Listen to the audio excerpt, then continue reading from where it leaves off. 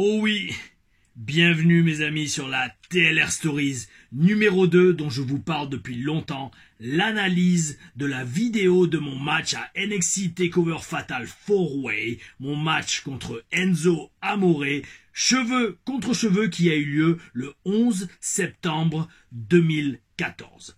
Alors, pour ceux qui ne sont pas au courant, pour ceux qui n'ont pas encore vu la TLR Stories numéro 1, je vous mets le lien dans la description et vous pourrez aller voir tous les événements et toute l'histoire derrière ce match, ce qui nous a amené à cette première, pour moi, c'était la première fois que je catchais à NXT TakeOver en direct sur le network. C'était un gros événement aussi bien pour ma carrière que pour le catch français, parce que depuis, alors malheureusement, aucun autre Français ne l'a fait. J'espère que ça se refera dans le futur. Mais en attendant, c'était un événement majeur aussi bien pour moi que pour le catch francophone. C'était une expérience exceptionnelle et dans cette TLR Stories, nous allons voir en détail tout le match avec tous les secrets de l'intérieur du match, comment ça s'est passé. Et c'est parti.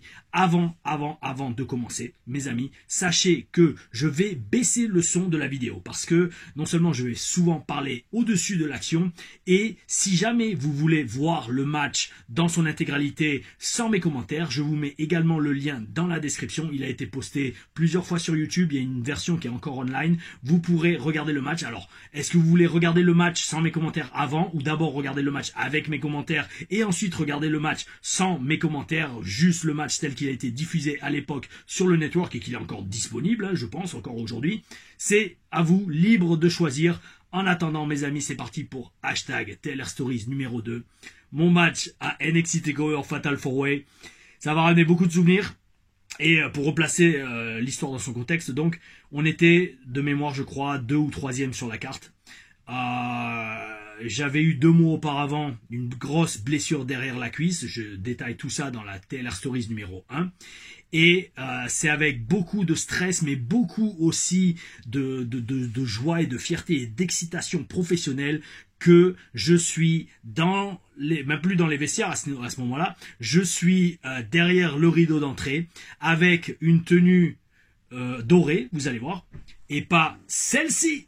Oh oui, oui, je l'ai sorti exprès pour la vidéo, la veste en cuir avec les éclairs que j'avais fait faire pour l'époque. D'ailleurs, on voit la peinture commence à fatiguer parce que depuis 10 ans que je l'ai, mais je l'ai jamais mise. Eh bien, ça commence à passer. Dans tous les cas, quelle meilleure occasion que celle-ci où je vous livre tous les secrets du match avec un grand plaisir. C'est vraiment un grand plaisir et un grand honneur pour moi de partager cela avec vous. Et donc, quelle meilleure occasion que de celle-ci pour ressortir cette veste que je n'ai jamais pu mettre parce que j'avais fait la grosse bêtise de demander l'autorisation à Eugene de mettre cette tenue aux éclairs en mode NWO. Il m'avait dit non, et ben je la mets pour la TLR Stories numéro 2. Mes amis, c'est parti, à vous, bel esprit. Et là, voilà le gros fauteuil rouge, oh oui, et c'était comme je l'ai dit dans la TLR Stories, ce fauteuil, le voir la veille, arriver à Full Sail et voir ce fauteuil la veille, c'est un peu la première étape qui m'a fait réaliser que ça arrivait vraiment.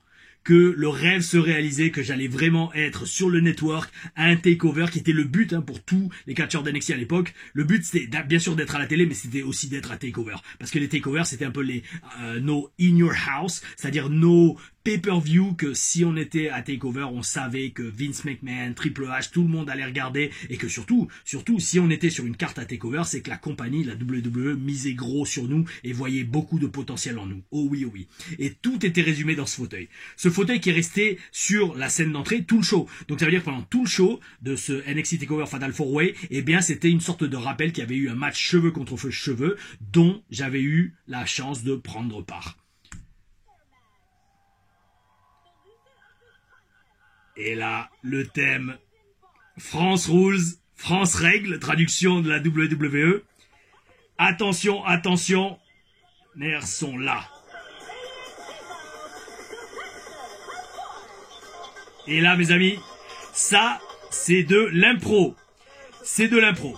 Personne m'avait dit, Sly, Tom, Frenchy, peu importe, va vers le matos de rasage, la tondeuse, la crème à raser, vas-y et fais mousser. Non, personne m'a dit. Mais moi, de mon point de vue, en tant que heel, je me dis, si je suis persuadé que je vais gagner, ce qui est un peu la mentalité qu'on doit avoir, surtout en tant que heel, et ben j'y vais, je me la pète, et là je vois le matos, je prends, là je dis à la foule, ouais, on va lui raser le crâne à Enzo, ouais, t'as raison, je vais le défoncer, allez c'est parti, vive la France, oh oui, oh oui. Et là je me dis, bon c'est bon, allez c'est bon, ça y est, en fait, le petit signe de main, en fait j'ai pas fait exprès, c'est genre, c'est bon, ça y est, j'ai fait mousser, maintenant on peut se concentrer sur le match. Genre ça a pris, allez, 10 secondes, allez, 5-10 secondes pour faire mousser l'enjeu du match, et me faire mousser mon personnage en mode, il est tellement sûr de lui qu'il sait qu'il va gagner, qu'il se la pète. Maintenant que c'est fait, là arrive un grand moment de ma carrière, ça mes amis. Ça c'est un moment, alors je peux pas dire que j'y avais pensé avant, voilà, je remets les lunettes, et là je sais que ça va être un moment, c'est mon moment de briller.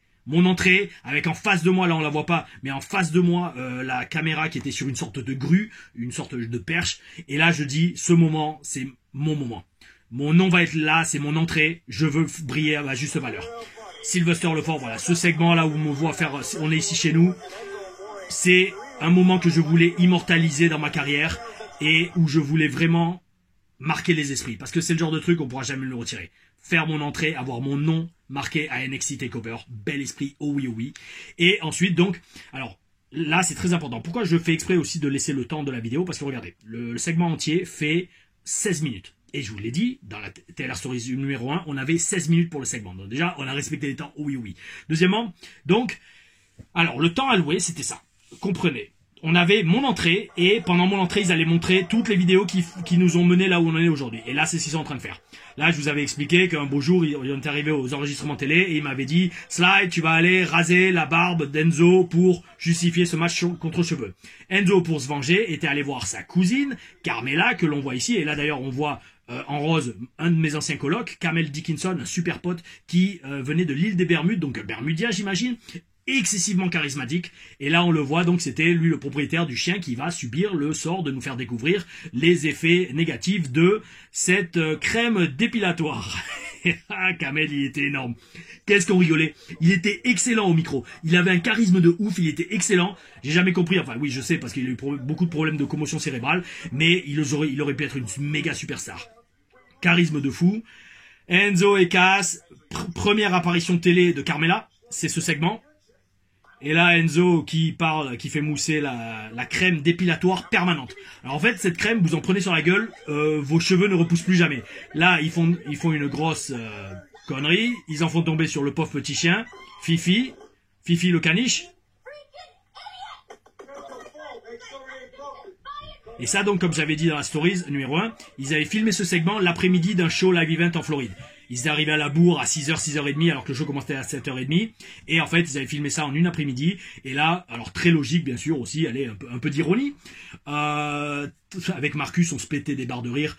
Combien de fois Triple H nous a dit « Oui, je veux plus de réalisme dans les personnages et dans vos personnages à vous, d'accord ?» Et là, on a une crème qui fait tomber à vie les cheveux. Alors, ça doit être super abrasif, ça doit être super acide. Mais Enzo prend ça sans gants. Et il a rien, il n'est pas brûlé des mains. Bon. Allez chercher le réalisme là-dedans, mes amis. Allez. Et là, donc, moi, voyant ça, parce qu'en fait, il diffusait sur le grand écran. Il diffusait en même temps sur le grand écran à Full Sail. Et là, moi, je vends, regardez cette tronche, je vends sur mes yeux. Parce que je me dis, wow, c'est ça qui va me tomber sur la gueule. Wow. Je vis le truc à 100%.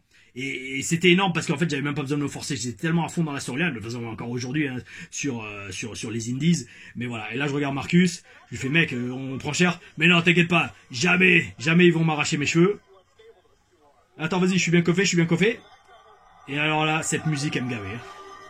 Combien de fois je l'ai entendu en live event, combien de fois je l'ai entendu à la télé avant de jobber.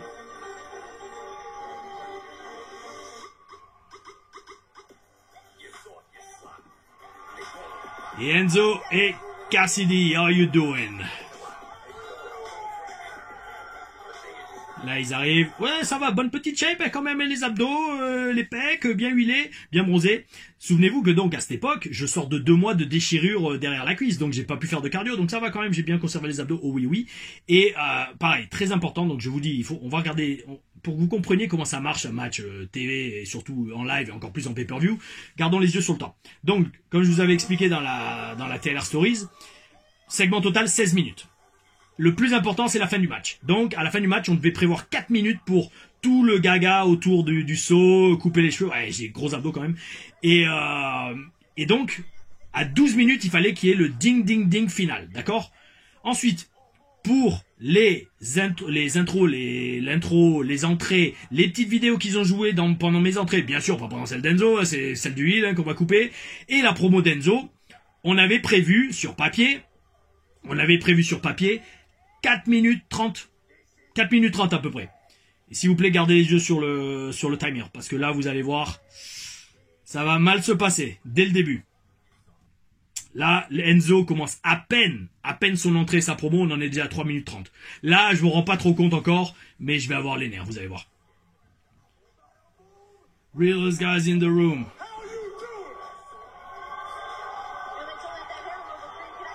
Parce que là aussi, pensez à une chose, les amis. Pensez à une chose. Voilà, là, regardez, l'arbitre, Drake Younger. Drake Young, sur les indies, c'était un king of the death matches, surtout au Japon. Drake Wurtz, de son vrai nom. C'était d'ailleurs son premier match télévisé, que je dise pas de bêtises. Ouais, il me semble que c'était son premier match sur pay-per-view, enfin voilà. Il y a beaucoup de premières avec Sylvester Lefort. Premier segment télé de Renee Young, c'était avec moi. Premier match de télé arbitré par Drake Wurtz, c'était moi. Bon, bref. Drake, là, en fait, il nous donne les informations de temps. Et là, il me dit, allez, 3 minutes, bientôt 4 minutes de segment. Et là, dans ma tête, je fais, oh là là là là. Enzo, il a encore même pas commencé sa promo. Qu'on en est déjà à 4 minutes. C'est bon, le match, il va être coupé short. Parce que, comprenez donc. 4 minutes 30 de promo et d'intro. Petit jeu de mots entre le fort et le fart. Qui veut dire le P. En anglais.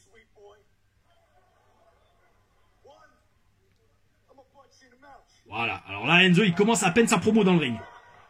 Donc on est à 4 minutes 10. Moi, je vends encore la promo, là, je suis toujours en personnage. Mais je le connais par cœur, Enzo. À voir. Vous allez voir, je vais arrêter à 4 minutes 30 parce que vous allez voir direct sur mon visage que je suis gavé. Là, je fais encore mousser le truc. Je vends la promo. Voilà, l'arbitre nous sépare. Et connaissant le rythme d'Enzo dans ses promos,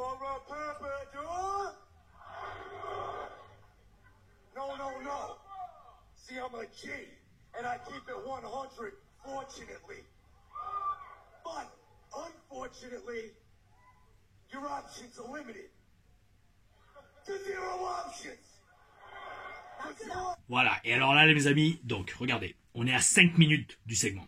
Là je suis gavé, et là je vends pas. Là en fait, là je vends pas. Oui non, je vends plus, là c'est vraiment ma tête de gavé.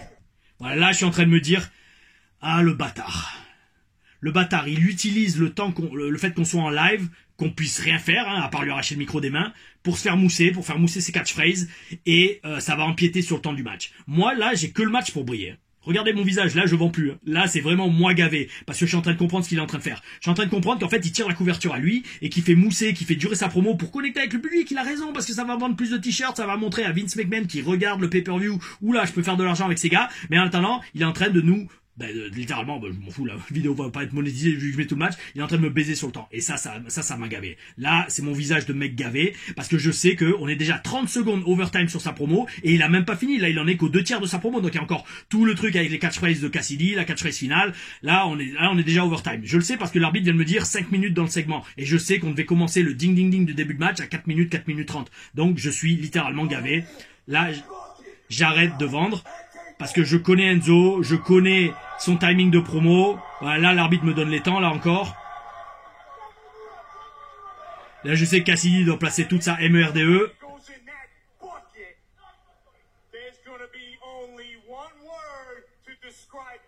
Voilà. Marcus, lui, s'en fout un peu, c'est pas lui qui catch.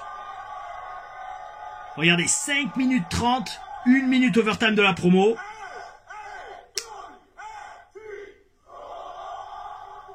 Voilà, 5:45, il termine enfin sa promo. Là, l'arbitre, il nous donne encore une fois les informations de temps. On approche sur 6 minutes.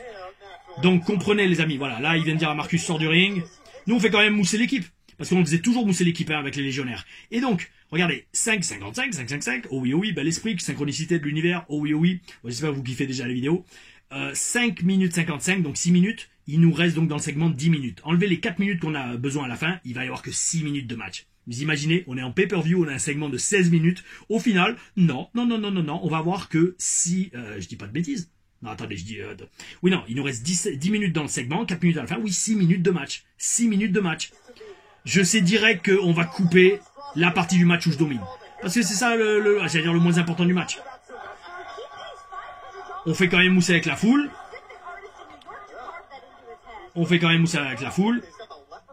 Parce qu'il faut prendre le temps. En fait, vous savez, il y a beaucoup de catcheurs. On a 6 minutes de match, ils speederaient pour placer tous leurs moves. Non. Avec Enzo, quand même, on était assez intelligent pour comprendre que ce qui fait mousser, c'est la foule et nos personnages. Donc, regardez comment on prend notre temps. L'arbitre, toujours, nous communique avec nous. Le match commence. Et hop, gros lock-up, grosse prise de contact. Travail de la tête. Hop. Et ça, c'était prévu. Boum, allez, un tombé rapide. Pour faire mousser, raconter l'histoire que le moindre tombé, la moindre victoire peut faire perdre les cheveux à l'adversaire. Et là, je me la pète toujours. Je m'étais laissé les cheveux exprès comme ça, vraiment détachés, pas plaqués, pas avec du gel, parce que je voulais que ce soit le plus touffu possible pour faire mousser vraiment. Genre, oula, s'il perd ses cheveux, ça va vraiment changer son look. Parce que d'habitude, je me les plaquais en arrière et je mettais le spray d'eau pour les avoir bien mouillés pour pas que ça soit trop volumineux. Là, j'avais fait tout l'inverse. Je m'étais fait une touffe un peu en mode caniche pour vraiment faire mousser le côté cheveux, quoi. Et là, Enzo me prend la tête, il contre, et là, moi, en heal, les amis, c'est un match cheveux contre cheveux, donc qu'est-ce que je vais faire en heal? Eh ben, je vais utiliser les cheveux d'Enzo pour contrer.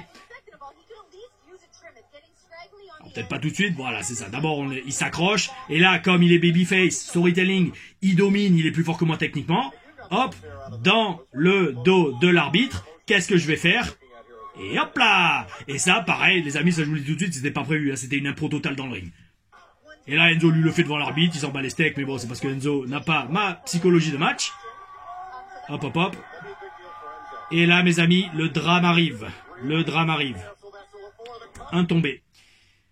2 mois avant, déchirure à l'ischio gauche, le muscle derrière la cuisse. Sur ce tombé, je sais pas ce qui s'est passé. Je vous ai dit, je me suis mal échauffé. J'ai été peut-être stressé toute la journée. Je me suis dit, le match, il va faire que 7-8 minutes. Et en fait, non, il en fait final que 6. J'ai négligé l'échauffement, et là sur ce dégagement, j'ai senti un petit claque dans la cuisse, pile poil là où je m'étais déchiré 2 mois auparavant.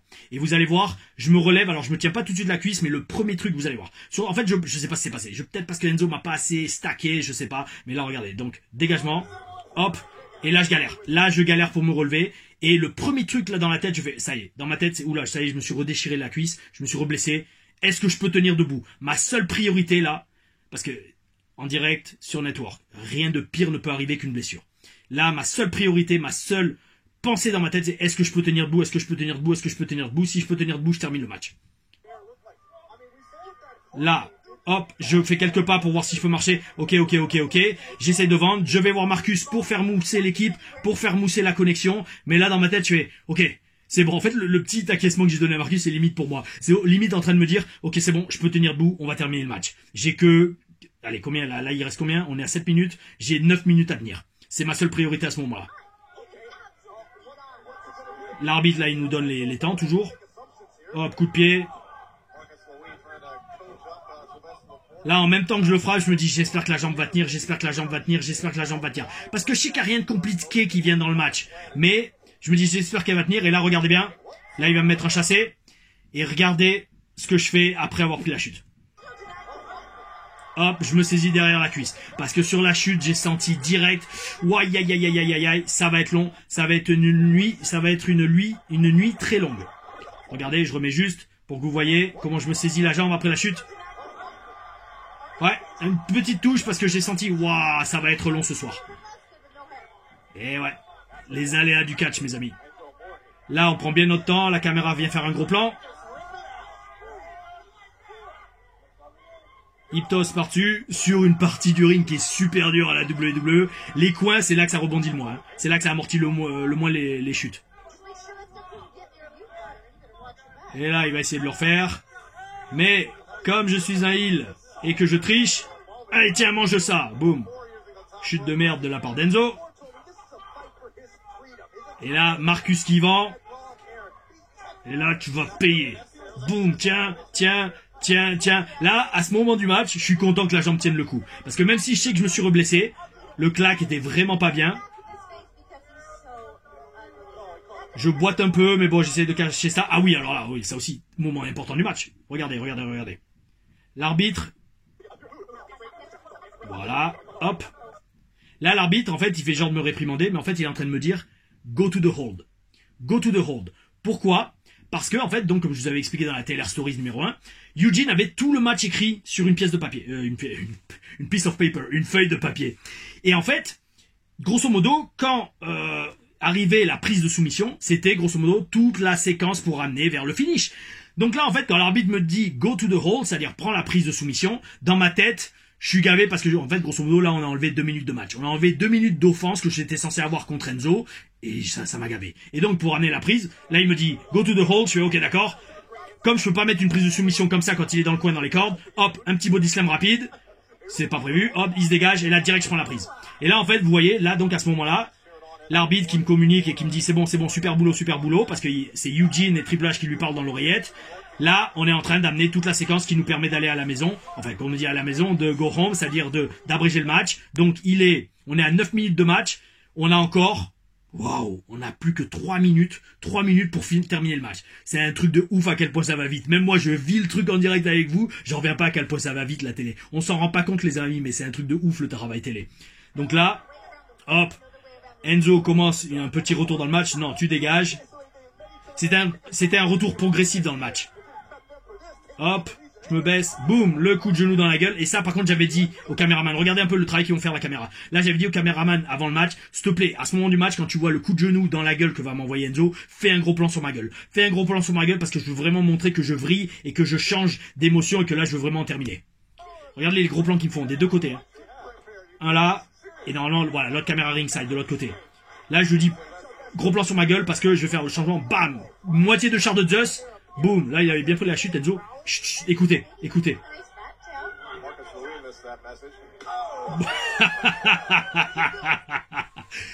Oh oui, oui. Ça, il n'y a pas eu de claque sur la cuisse. Hein. Moi, c'était un shoot que je donnais beaucoup en tant que spartiate, comme on le voit dans les TLR-AM à la WS, et là, je voulais vraiment le mettre. Parce que non seulement je voulais briller, j'avais pas grand-chose dans ce match pour briller, donc je voulais mettre ce coup de pied, et surtout, ça monte l'intensité, et là, la richesse dans la personnalité, parce que regardez, autant j'étais énervé il y a 30 secondes, et là, maintenant, il est au sol, je domine, je me la pète. Et ça, c'est ce que je kiffe dans le travail télé. C'est ce que je kiffe dans le travail télé. Là, par contre, ça aussi, c'était une idée d'Enzo. C'était une idée d'Enzo. Il voulait ce moment à la fin de la période où je domine, donc quand il est en train de faire son comeback, comme on dit, il voulait cette partie où il vend progressivement et où il vend vraiment en restant au sol, parce que je pense qu'il avait parlé avec HBK qui lui avait dit, en tant que babyface, il faut vendre. Il faut vendre, il faut rester au sol pour que la foule se rallie à toi. Et là, c'est Enzo qui avait vraiment voulu ce moment où il cède de mes genouillères pour se relever. Et là, moi, je suis en train de meubler, en fait. Parce que je sais qu'il va prendre son temps pour vendre. Et là, je me la pète. Parce que là, je sais que la caméra est sur moi. Pareil, c'est le genre de moment que je kiffe dans le catch et dans la télé. C'est énorme. Là, je lui en mets une. Il va retourner au sol, si je me souviens bien. USA, boom. Et là, voilà. Là, je peux me la péter en tant que heel. Je suis confiant. Trop confiant, même. Je sais que les caméras sont sur moi. Et ça, c'est le genre de truc qu'on voit plus ni à la EW ni à la WWE en ce moment. Les mecs sont tellement concentrés pour placer toutes leurs prises qu'ils oublient de se faire mousser comme ça. Ça, imaginez les mecs, c'était, les mecs et les meufs, c'était mon premier match de pay-per-view ever. Tu me couperas pas les cheveux. Et là, boum, il bloque. Storytelling, je me la suis trop pété, excès de confiance, et c'est une ouverture qui permet à Enzo de revenir dans le match. On est à moins d'1 minute de la fin du match. Souvenez-vous, la fin doit arriver à 12 minutes, on est à 10 minutes 50. Waouh. Là, l'arbitre est en train de nous dire 1 minute. 1 to go, 1 minute to go, ou plutôt genre 1 minute encore dans le match. Hop, Enzo, il fait son comeback. Boom. Des jabs. Boom. Là, Marcus essaye d'intervenir. Et là, je suis censé le décapiter avec une corde à linge. Je m'attendais à ce qu'il se retourne direct. Non.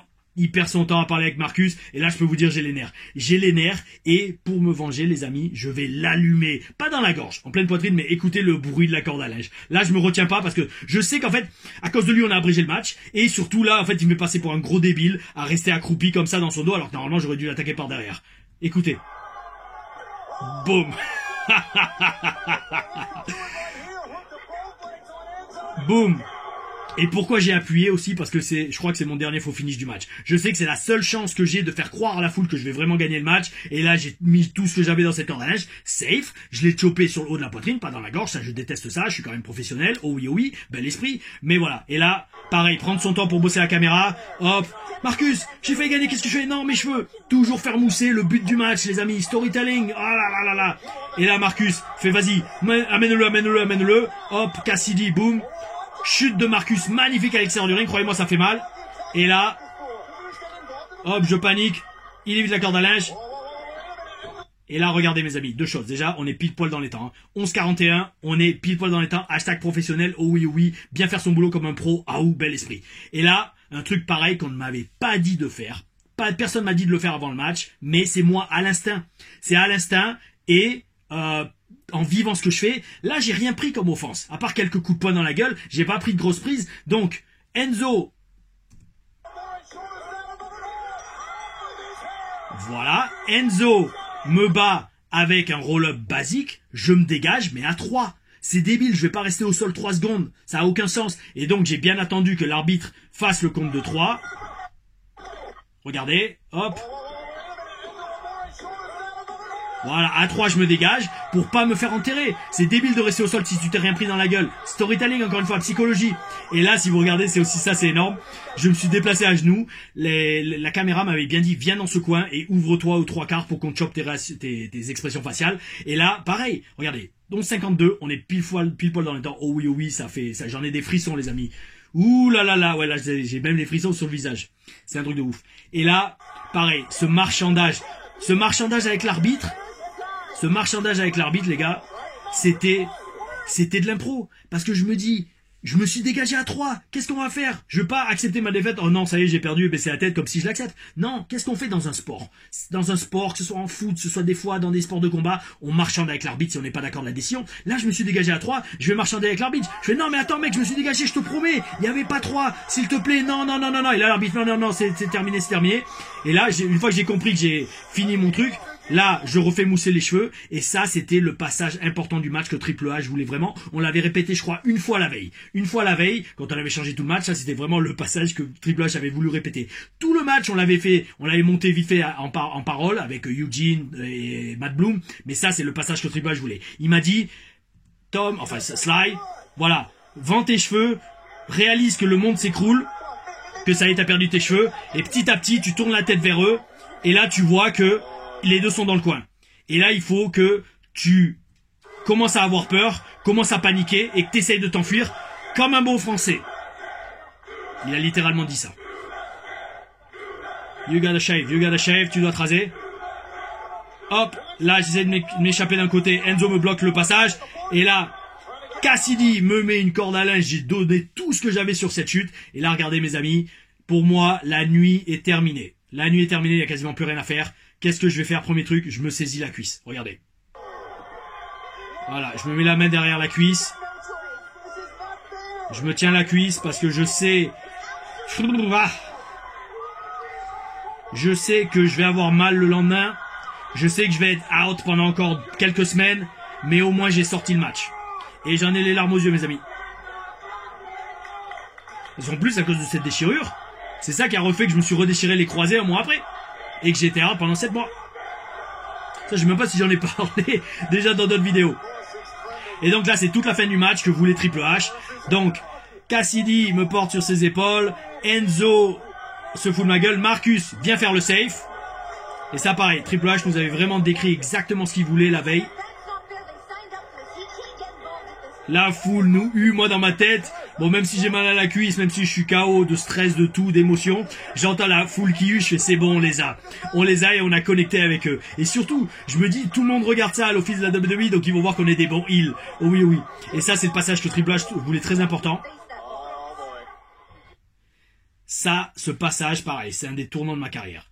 Parce que, il nous l'avait mimé, mais voilà, qu'une seule fois. Et là, je me dis, pareil, je vis tout. Je me relève, je vois dans le dos de Marcus, Enzo et Cassidy. Waouh.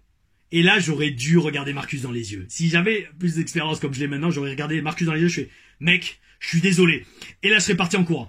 Enfin, ça aurait été énorme. Mais là, en fait, tout ce que j'ai fait, pareil, en vivant le truc, ce que je fais, j'ai pas osé le regarder dans les yeux. Je baisse le regard. Vous allez voir, c'est très subtil. Hein. C'est très subtil, mais je baisse le regard et je m'enfuis en courant. Regardez ça. Hop, et voilà. Je m'enfuis en courant. Et là, Marcus, il comprend pas. Boum, il se prend une droite, une autre droite, et Marcus est en pâture. Je le laisse au lion et il va perdre ses cheveux. C'est la fin des légionnaires. Après, là, moi, je suis déjà dans les vestiaires. Je m'assois. Je vais voir si je peux pas prendre de la glace. Enfin, pas tout de suite. Et là, en fait, deux choses. Boum, il se prend le big boot. Il va se prendre le seau sur la tête. Et là, en fait, à ce moment-là, il y a Matt Bloom et Triple H qui sont déjà dans les vestiaires. Ils sont déjà prêts avec le rasoir et la mousse à raser. Parce que c'est Matt Bloom et Triple H qui ont rasé la tête de Marcus. C'était un peu comme si c'était la création de Triple H, un nouveau personnage dans lequel il misait beaucoup, mais avec qui il a rien fait au final. C'est pour ça que ça serait pas mal d'interviewer un jour Marcus sur la chaîne. Ils étaient dans les backstage, là, dehors, à attendre avec le rasoir et la mousse.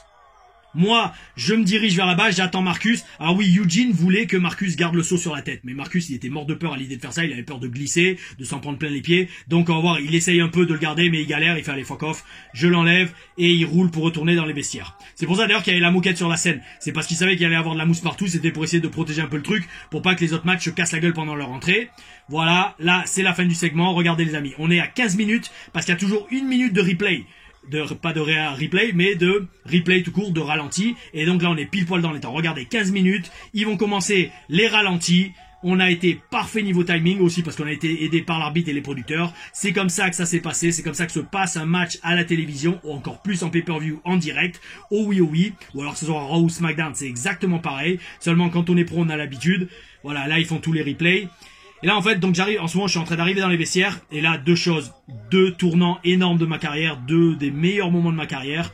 Matt Bloom vient me voir. Et Matt Bloom me dit, Sly, your facials made the match. Tes expressions faciales ont fait le match. Voilà ce qu'il me dit. C'est le producteur, c'est le coach. Pas encore head coach du Performance Center à ce moment-là, mais d'avoir ce compliment d'un des, pas d'un des plus grands catcheurs, mais un coach du Performance Center et un très grand catcheur, la très grande carrière à la WWE, qui a vécu plein de choses dans sa carrière, c'est un énorme compliment. Et juste après, Triple H vient me voir, il me serre la main, il fait, hey man, good job tonight.